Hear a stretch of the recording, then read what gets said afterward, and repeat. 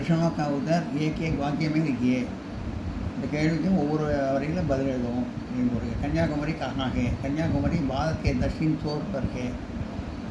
கன்னியாகுமரி பாரதத்தோட தெற்கு முனையில் இருக்கிறது. கன்னியாகுமரி எங்கே இருக்குது? கன்னியாகுமரி பாரதத்தோட தெற்கு முனையில் இருக்கிறது.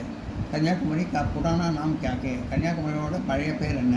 கன்னியாகுமரி का पुराना नाम அதை வரைக்கும் இதை எழுதிடலாம். அப்புறம் கேவை எடுத்துட்டு நாஞ்சில் நாடு ஹேன்னு போட்டுருந்தோம். இந்த கொஸ்டினாக எடுத்து இந்த போட போட்டுருந்தோம். நான் கேர இடத்துல நாஞ்சில் நாடுன்னு போடணும். கன்னியாகுமரி பழைய पुराना नाम என்ன? पुराना नाम क्या है? கன்னியாகுமரியோட பழைய பேர் என்ன? கன்னியாகுமரி का पुराना नाम नांजिल नाडु है. கன்னியாகுமரியோட பழைய பேர் नांजिल नाडु. कन्याकुमारी में कितने समुद्रों का संगम होता है?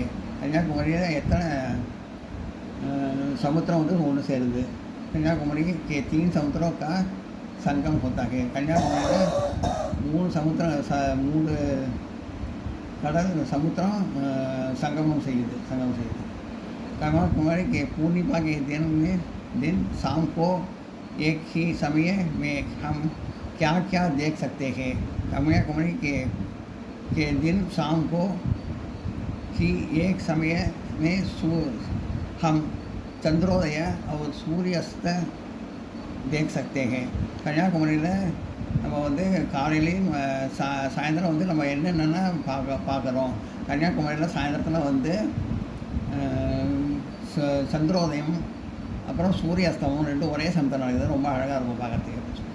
கன்னியாகுமரி के समुद्र पर किसका मंदिर है? கன்னியாகுமரியில் சமுத்திர கடற்கரையில் என்ன கோவில் இருக்கிறது?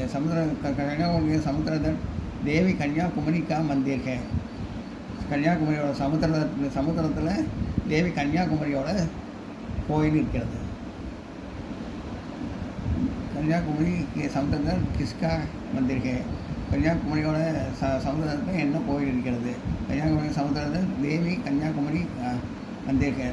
கன்னியாகுமரி சமுத்திர கடற்கரையில் தேவி கன்னியாகுமரியோட கோயில் இருக்கிறது. இதெல்லாம் நோட் பண்ணிங்க.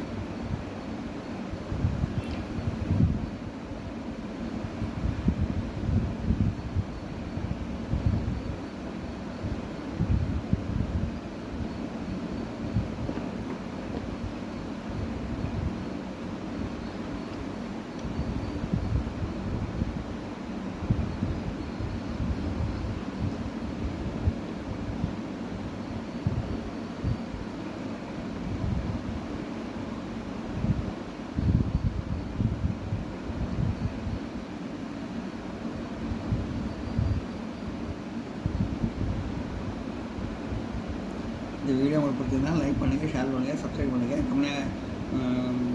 கமெண்ட் பாக்ஸில் கமெண்ட் பண்ணுங்கள். தேங்க்யூ.